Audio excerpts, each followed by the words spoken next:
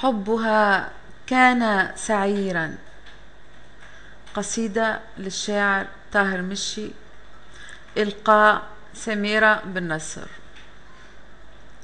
حبها كان سعيرا، هام قلب في هواها قد تجلى، صارخا بين الضلوع في سعير. كان قد جاب الدجى فيه التقينا، حين ينشق الوريد بالهجير، حين تجتاح الضلوع ليس يسري غير نبض مستفيض بالعبير.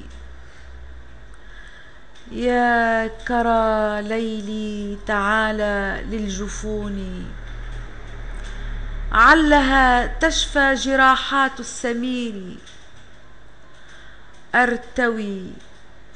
أرتوي من عشقها إذ كبلتني، واعتلت في حبها حلم الكثير.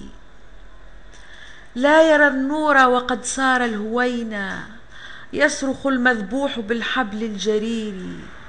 داعب الليل الجفون حتى تهنى، حبنا عطر تلاشى في الأثير. صافحت نورا تجلى في ظلام، تبتغي عطفا وبوحا من أسير. خلتها في عشقنا قد سايرتني، باعت الدنيا ومالت تستجير. واكتفت بي في محياها جلت، بسمة بين شفاهي كالغدير. علتي في بعدها ها قد جفتني، منذ ليلي والكرى كالزمهرير.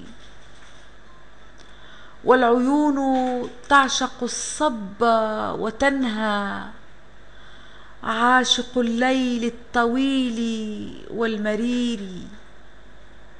ها هنا كنا نعيش في ثبات، حنت الأوصال للخل الغيور. في ظلام ينتشي فيه حنيني، بين أحضان الكرى مثل العبير.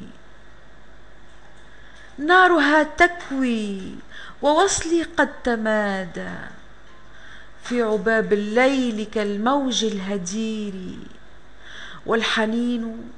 والحنين يستبيح الوصل طوعا، ينتشي من وجدها الصب الغزير.